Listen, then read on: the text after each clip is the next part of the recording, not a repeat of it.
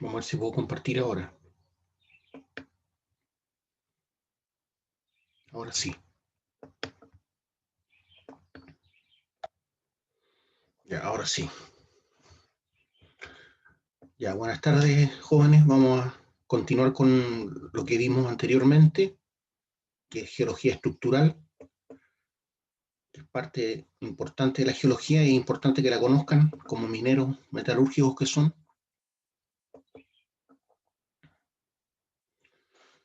Bueno, la geología estructural lo que hace es tratar sobre todas las estructuras que tiene la litósfera o la corteza terrestre.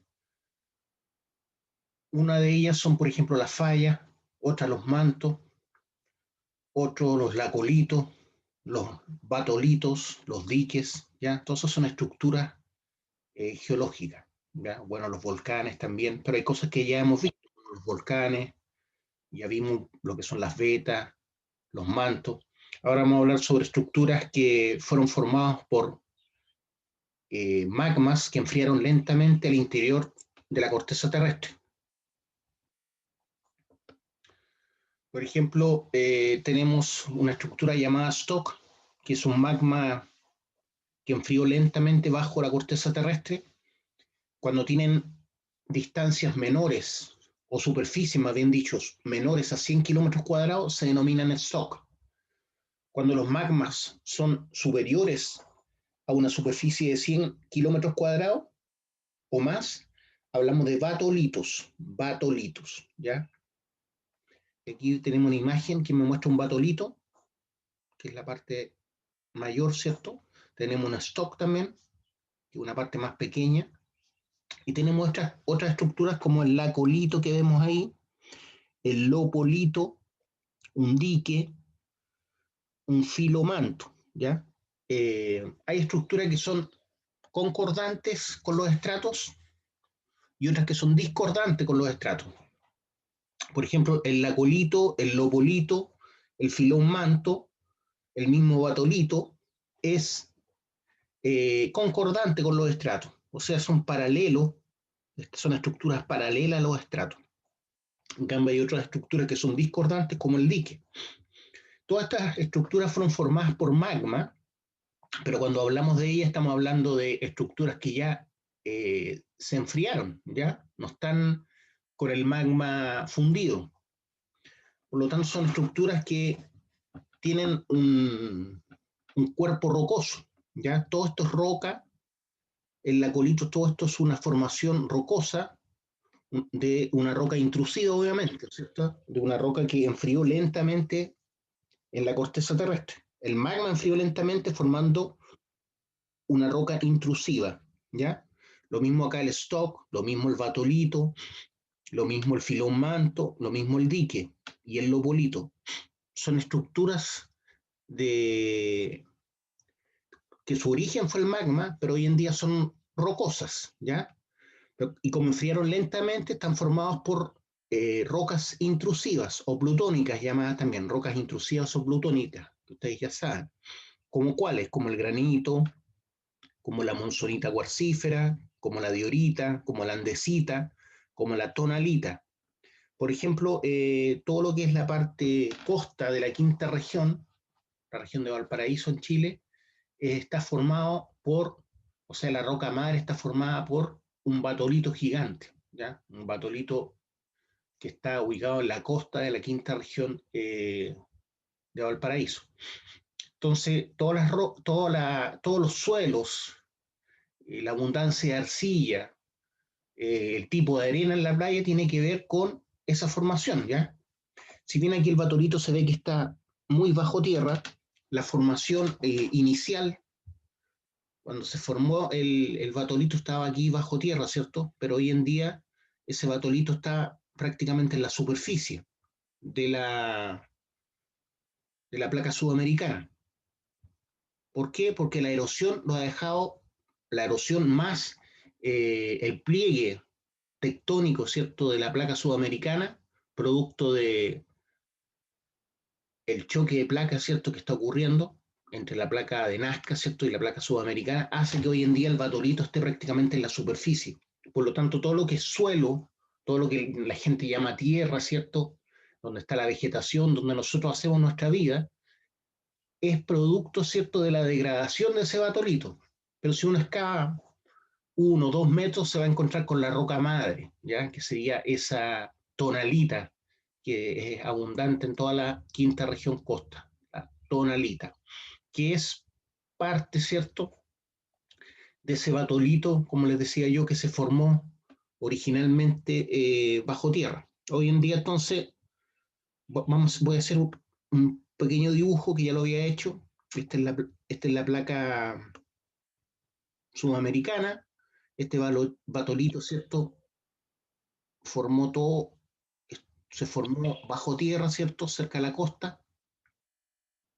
Pero hoy en día, todo lo que es el batolito, ¿cierto? Que sería toda esta parte azul que ustedes ven ahí. Hoy en día, eso está en la superficie. O sea, aquí tenemos la placa oceánica, ¿cierto? Que en este caso es la placa de Nazca, que se está introduciendo abajo, ¿cierto?, de la placa sudamericana. Esa es la situación, ¿cierto? Pero hoy en día, ese batolito, ¿cierto?, está en la superficie prácticamente. Y tenemos el pliegue, ¿cierto?, de la cordillera de la costa, después la cordillera de los Andes, pero todo lo que es el batolito es esta cosa que está acá. No alcanza la cordillera como lo dibujé ahí, ¿eh? Déjame borrar ahí. No alcanza la cordillera. Entonces, tengo una cosa así. Tengo el magma y la cordillera de la costa y la placa sudamericana introduciéndose, ¿cierto? Aquí tengo el mar. Entonces, todo esto que está aquí es el batolito. Por eso le decía que toda la roca madre de la quinta región costa está formada por ese batolito. Ya está la cordillera de la costa, esto podría ser la Campana, por ejemplo. ¿Ya? Entonces, esto hoy en día está en la superficie, en el caso de la quinta región de Valparaíso. Y todo esto es tonalita. Algunos en alguna parte le dicen monzonita cuarcífera, es que depende mucho de cuánto minerales anfíboles y, y piroxenos tienen en proporción. Porque cuando hay más piroxeno y anfíboles hablamos de tonalita, cuando hay menos hablamos de monzonita cuarcífera. ¿Ya? Pero la roca es muy parecida. Entonces, ahora viendo las definiciones, tenemos que un filón manto es un cuerpo tabular, ¿cierto? Se refiere a un manto, ¿cierto?, de estructura magmática que enfrió lentamente y ahora es paralelo a los estratos, ¿ya? Es concordante con los estratos. Un lagolito también es concordante con los estratos. Son grandes masas en forma de un gran lentejón. Esa es la característica. Grandes masas con forma de un lentejón, en donde la parte convexa está hacia arriba. ¿Ya? La parte convexa se refiere a esto, miren. Cuando algo es convexo, eh, cuando algo es convexo es así, ¿ya? Esa es la parte convexa. Cóncavo es aquí abajo, convexo acá arriba, ¿ya? Entonces por eso dice convexo hacia arriba. Y el caso del lopolito que tienen ahí, que es una estructura parecida, es convexo hacia abajo, ¿se dan cuenta? O sea, la parte curva, a ver cómo lo hago, es así, convexo hacia abajo, convexo hacia arriba, convexo hacia abajo. Esa es la diferencia.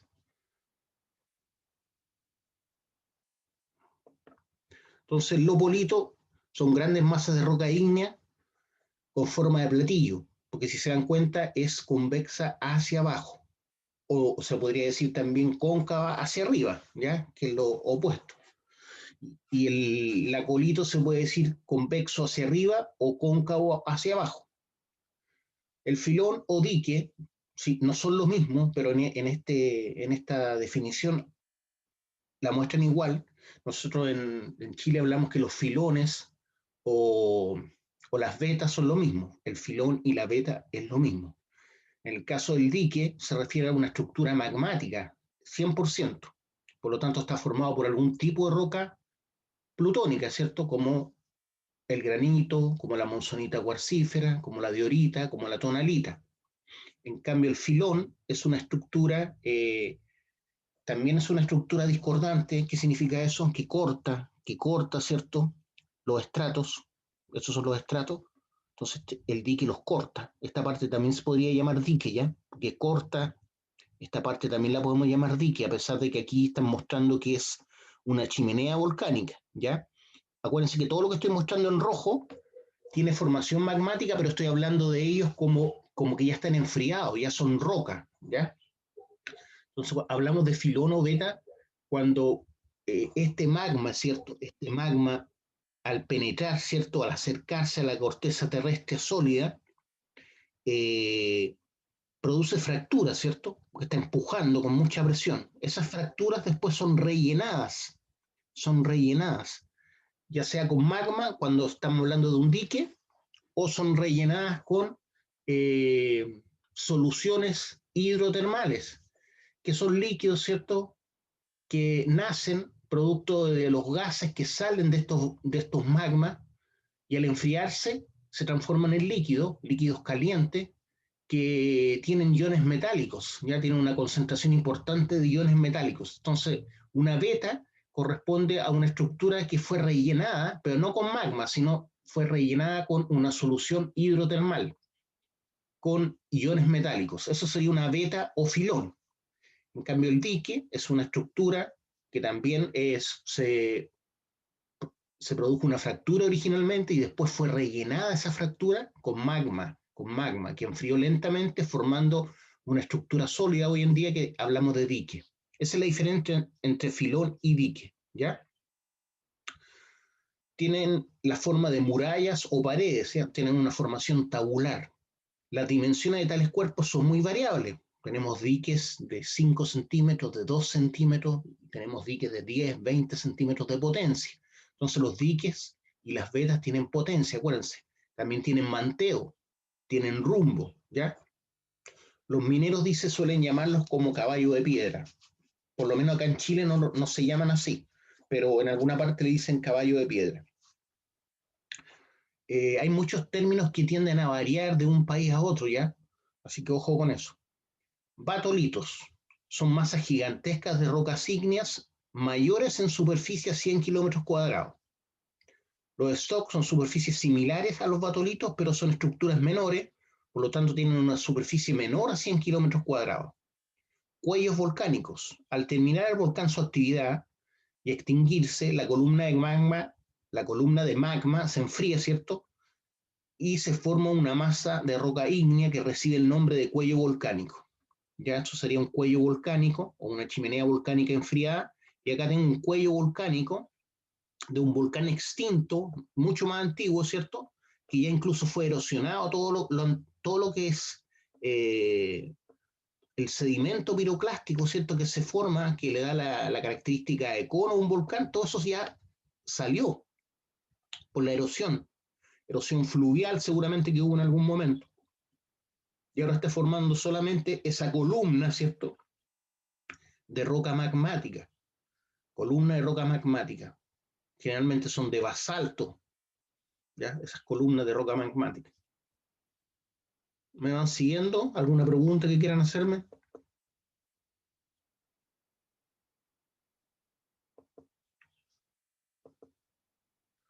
Ya, caracterización geológica de rectas y planos en el espacio. Bueno, las rectas en el espacio, desde un punto de vista geológico, nosotros lo vemos como intersección de planos. Por ejemplo, la intersección de una veta o de un dique con el plano horizontal va a formar una recta, ¿ya? Pero también la recta me puede indicar la corrida de una veta, o sea, la parte más alta de una veta. Voy a mostrarle el celular como les mostré en algún momento para hablar de las vetas. Entonces, si esto es una veta, un cuerpo tabular, ¿cierto? Tiene forma de tabla. Sabemos que dos dimensiones están bien desarrolladas, ¿cierto? Esta y esta. Son dimensiones bien desarrolladas. Las vetas están así, ¿cierto? Con ángulos mayores a 45 grados. La potencia es lo más delgado, ¿cierto? La potencia es lo más delgado. Pero por arriba, si se dan cuenta, esta parte se ve como una recta. En la superficie se ve como una recta eso. Y se refiere a la corrida, ¿ya? Que es la parte que se ve como una recta arriba. Al intersectar una beta, el plano horizontal, o sea, la superficie, se forma una recta. Eh, y cuando hablamos de plano, en general nos referimos a cuerpos tabulares como los diques, ¿cierto? O como las vetas, ¿ya? Los mantos también serían planos, pero planos más bien horizontales, ¿cierto? Con ángulos menores a 45 grados. Entonces, lo que entendemos en geometría analítica también lo podemos aplicar en geología. Entonces, considerando que con 2 puntos tengo una recta, me bastan 2 puntos para generar una recta, también puedo tener una pendiente y un punto para generar esa recta, ¿cierto? Esa recta puede ser formada como I es igual a MX más A, ¿cierto?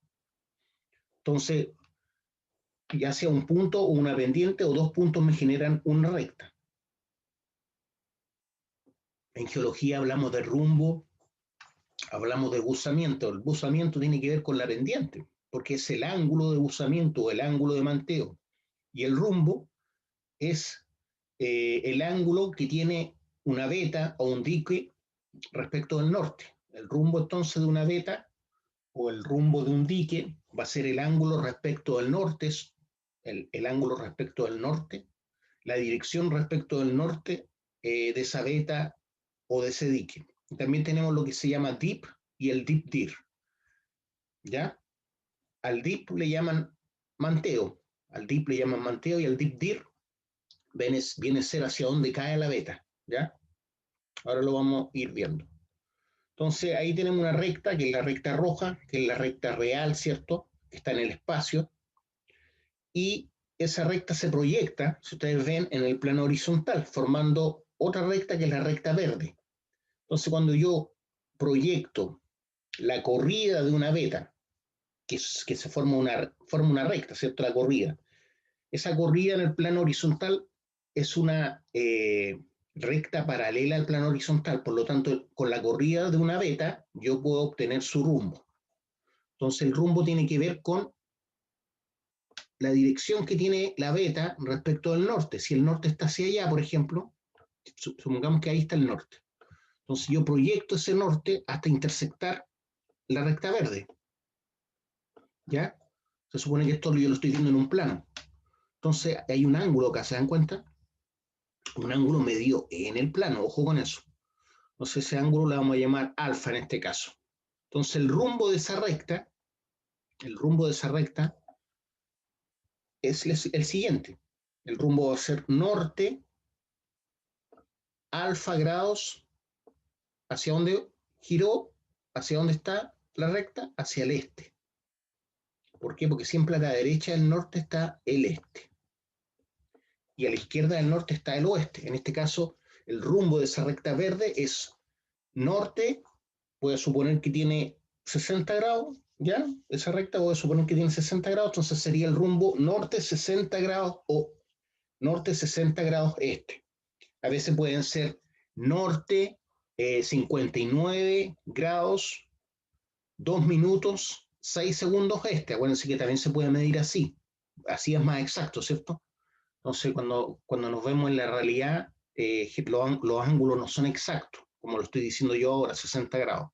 Puede ser norte, 59 grados, 5 minutos y 40 segundos hacia el este. ¿Ya? Así se mide en la realidad, porque es muy raro que justo una beta de 60 grados o 90 grados, ¿ya? Puede darse, pero es difícil. Entonces, ahí muestran como que el rumbo es la proyección en el plano horizontal de la recta, pero realmente el rumbo como, como definición es el ángulo respecto del norte. Por lo tanto, la dirección de esa recta verde es la misma dirección de la recta roja, ¿cierto? Porque la dirección yo la mido en el plano horizontal. Por lo tanto, el rumbo de esa recta roja que podría ser un sondaje. Imaginémonos que esta es la superficie, ya ahora. Esta es la superficie.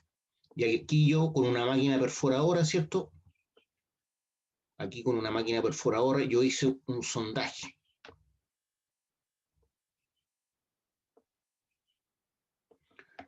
Con esa máquina perforadora, un track drill, hice ese sondaje. Por lo tanto, ese sondaje tiene un rumbo, que es el que mido en el plano horizontal, que en este caso sería la línea verde, ¿cierto? Que sería norte, alfa grados oeste. Ese sería el rumbo de ese sondaje, pero también tiene un manteo, si se dan cuenta ustedes. Ese manteo es el ángulo, ¿cierto?, respecto de la horizontal. Es el manteo o buzamiento del sondaje. Manteo o buzamiento del sondaje. Entonces tengo el manteo y tengo el rumbo de un sondaje y tengo que ver hacia dónde cae. Ya en este caso, por ejemplo, si para allá está el norte, está cayendo hacia el norte, ya está cayendo hacia el norte. Pero podría haber sido el mismo rumbo, el mismo manteo, pero haber caído hacia el sur, ¿cierto? ¿Se entiende? Entonces hay que hacer esa connotación, para dónde cae, hacia el norte, hacia el sur, hacia el este, hacia el oeste. Teniendo el rumbo, ya voy a saber hacia dónde cae, ¿cierto? Pero tengo que indicar, porque puede caer para atrás. ¿Alguna duda, alguna pregunta, chiquillo?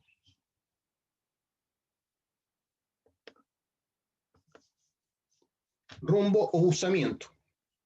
Es lo que les decía, ¿cierto? El ángulo de esa recta o de ese sondaje, suponiendo que suponiendo que esa recta roja es un sondaje, tiene un buzamiento, ¿cierto? Que es el ángulo respecto de la horizontal, pero también tiene un rumbo, ya vimos el rumbo recién, que sería ese, que es el ángulo respecto del norte, pero también tiene un ángulo respecto de la horizontal. Ese es el buzamiento o manteo, es lo mismo. Manteo o buzamiento es lo mismo.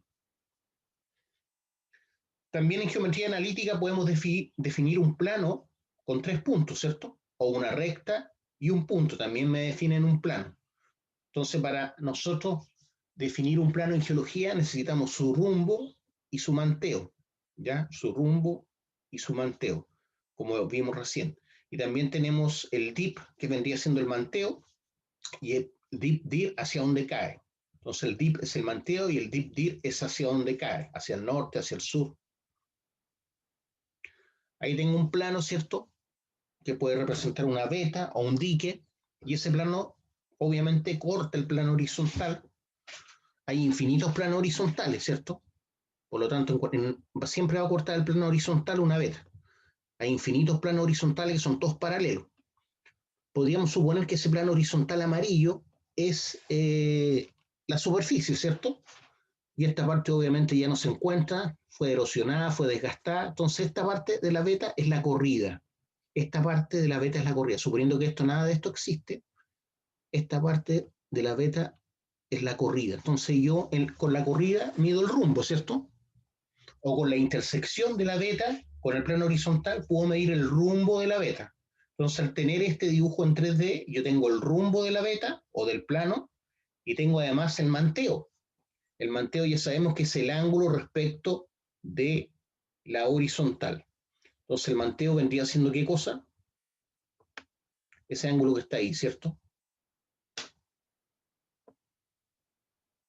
Ese ángulo es el manteo, ¿ya? O buzamiento.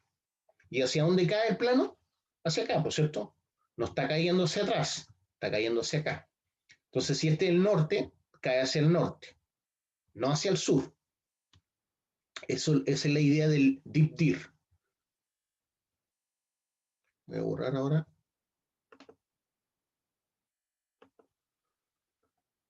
Entonces hablan de rumbo, pero realmente es la recta donde yo mido el rumbo.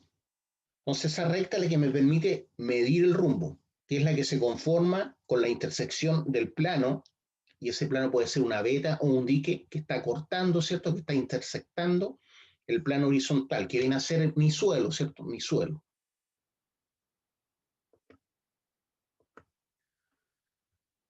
¿Dónde mido el rumbo y el manteo? ¿Ya? Porque yo podría medir el rumbo mal. Entonces el manteo real yo lo tengo que calcular desde la línea de máxima pendiente a su proyección. Esa línea máxima pendiente es justamente la recta que está a 90 grados de la intersección entre el plano y el plano horizontal. Entonces, esta recta, que aquí le llaman rumbo, tiene 90 grados respecto de la línea máxima pendiente. Por la línea máxima pendiente es por donde escurriría el agua, ¿ya? Esa es la parte con mayor pendiente de esta beta.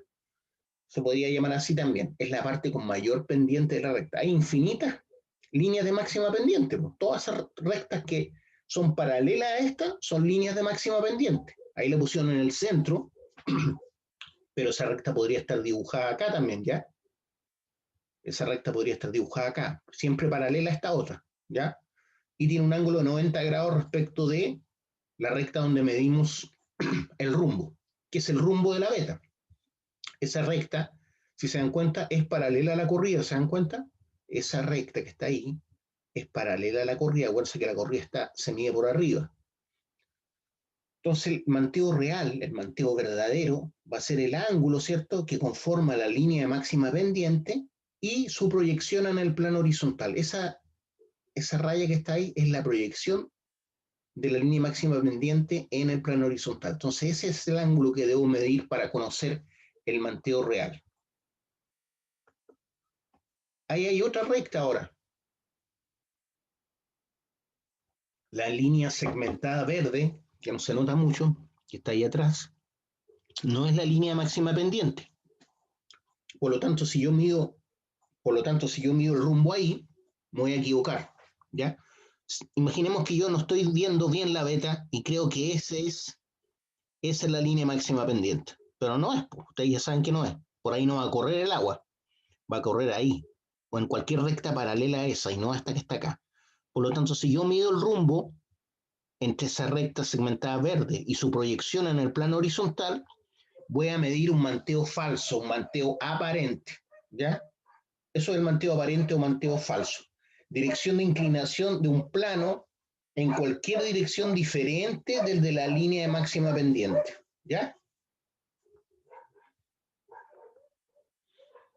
Ahí tengo una figura en 3D donde tengo una beta, ¿cierto?, de color turquesa. Esa beta de color turquesa corta varios planos verticales. Este es un plano vertical, este otro plano vertical, este otro plano vertical. Pero ¿dónde tengo el manteo real? El manteo real yo lo puedo medir solamente cuando la beta me genera un ángulo de 90 grados. Cuando la beta me genera un ángulo de 90 grados, el plano, ¿cierto?, de la beta me genera un ángulo de 90 grados con este plano vertical. Acá no tengo un ángulo de 90 grados con este plano vertical y la beta. Acá tampoco, si se dan cuenta. Miren, es un ángulo como de ¿cuánto? Es un ángulo mucho menor acá también. El ángulo de 90 grados está acá, entre la beta, ¿cierto?, y un plano vertical. Y ahí es donde tengo que medir el manteo real. Por eso me están indicando que ese es el manteo real. Este vendría siendo un manteo aparente, ¿ya? ¿Por qué? Porque este plano vertical no tiene 90 grados, con la beta. Este tampoco, este plano vertical tampoco tiene 90 grados, ¿cierto?, con la beta. Aquí sí hay 90 grados con la beta. Entonces puedo hacer que hay un ángulo de 90 grados respecto a la beta ahí. Por lo tanto,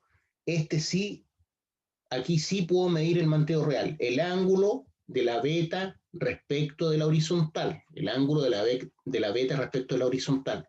Ese punto rojo me indica hacia dónde cae. Entonces el dip dir es la perpendicular, ¿cierto? El dip dir es la perpendicular entre la beta, entre la corrida de la beta, ¿cierto? Esta recta es la perpendicular entre la corrida de la beta y esta línea. Entonces aquí hay 90 grados. Entre la corrida de la beta y esta línea se forma el dip dir. ¿Y por qué no es hacia atrás? ¿Por qué no es hacia atrás? Porque la beta está cayendo hacia acá, no está cayendo hacia atrás. Por lo tanto, si yo perforo aquí, en cualquier dirección, voy a cruzar la beta. Perforo desde la superficie en cualquier dirección, voy a cortar la beta, ¿cierto? En cambio, allá atrás no. Allá yo perforo, puedo perforar perpendicularmente y no me voy a encontrar con la beta, ¿cierto? Estoy atrás. Entonces, ese punto me indica hacia dónde cae la beta. ¿Alguna duda, alguna pregunta que me quieran hacer, chiquillos?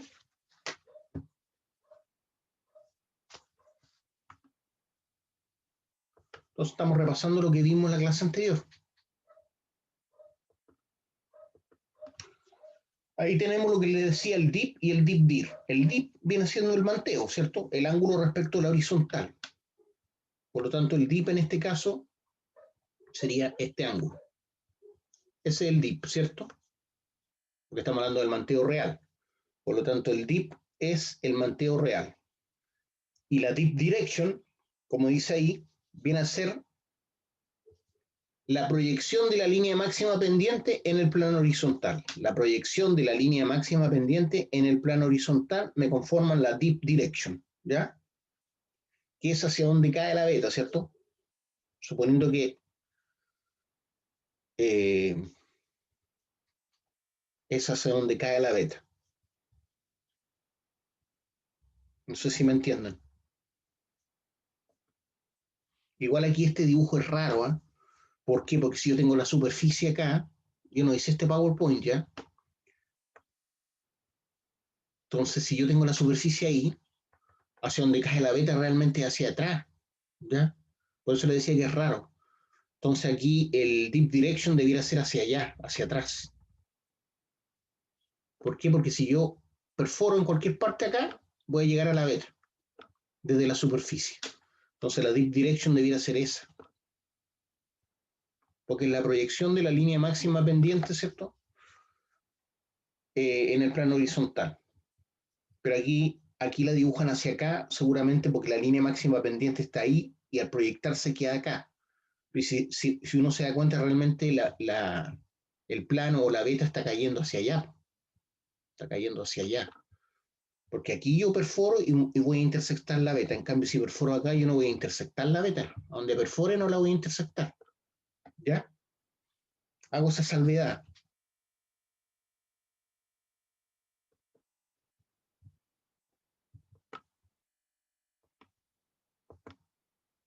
Ahí tengo el plano, ¿cierto?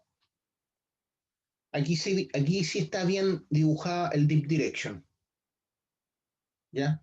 Esta es la línea máxima pendiente. Si yo la proyecto, ¿cierto? En el plano horizontal, va a quedar aquí abajo, ¿cierto? Pero lo mismo es paralela a esta, ¿cierto? Entonces, esta línea máxima pendiente, al proyectarla en el plano horizontal, ¿cierto? Este es el plano horizontal, este que está acá. Por lo tanto, se va a ver una cosa así. Si la proyecto, se va a ver una cosa así, ¿cierto? Ahí está la proyección. Entonces, esta es mi proyección de la línea máxima pendiente. Es paralela a esta. Entonces, esto está bien. Esto está bien porque es paralela a esta. No sé si me explico. Entonces, esa línea máxima pendiente, al proyectarla, va a quedar así. Y esa recta, ¿cierto? Es paralela a esta otra. Entonces, aquí sí, esto corresponde al deep direction. Y justamente tiene que ver con lo que les explicaba, que yo, si esta es la superficie, ¿cierto? Imaginemos que esta es la superficie, a donde perfore yo, hacia acá, voy a intersectar la beta. A donde perfore voy a intersectar la beta. Acá no, pues. Si yo perforo atrás, no voy a encontrar la beta. Porque la beta cae hacia acá, ¿cierto? Entonces este es el deep direction, porque la beta cae hacia acá. Y el ángulo de buzamiento, el ángulo respecto de la horizontal, ¿ya? Este ángulo que está acá es el mismo que está acá, si se dan cuenta. El ángulo respecto de la beta, entre la beta y el plano horizontal, ese es el manteo. El ángulo entre la beta y el plano horizontal, ese es el manteo o buzamiento, ¿ya?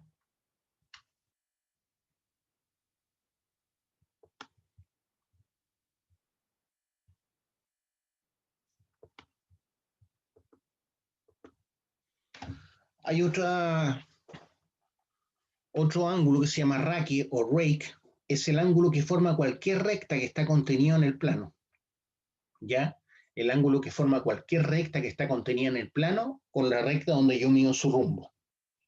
Ese es el raque. Entonces ahí tengo la recta donde yo mido el rumbo de ese plano, o de esa beta, o de ese dique. Acuérdense que el dique y la beta son estructuras tabulares.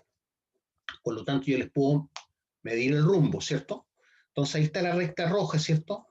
Que es la recta que se forma a partir de la intersección entre una beta, ¿cierto? Y el plano horizontal.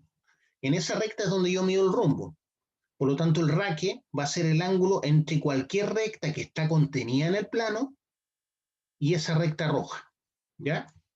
Es el raque o rake.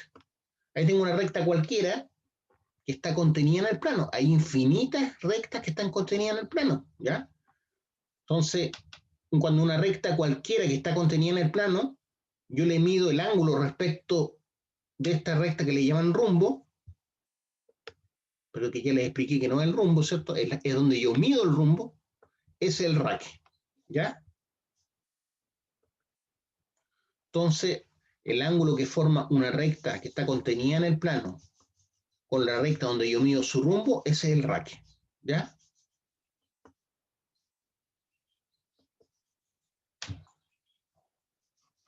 Ese es el raque.